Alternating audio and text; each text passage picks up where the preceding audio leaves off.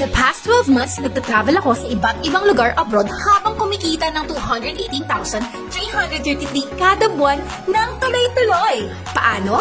By just following 3 simple steps.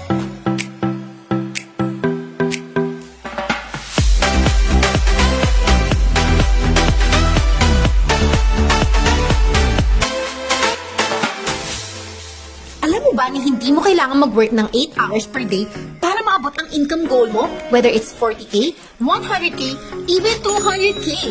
Hindi mo kailangan magsunog ng kilay at mag-sacrifice ng maraming oras. Kailangan mo lang ng tamang diskarte. Hindi tulad ng crypto, dropshipping, blogging, at freelancing na kailangan mo ng maraming oras, pera, at effort para gumana. At ang masakula, hindi sigurado nakikita ka. Nakadepende pa rin sa'yo.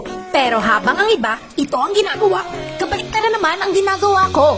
I just follow these 3 simple steps para ma-reach ang income goal ko and spend it on things I love, like traveling abroad. Gusto mo rin bang makapag-travel abroad? Madali lang yan. Nga pala, hindi ito yung typical na way para kumita online. This is an untapped industry na kaunti lang ang may alam. Reach your income goal habang nagta-travel abroad. Be your own boss. Experience new adventures when you travel, and much, much more.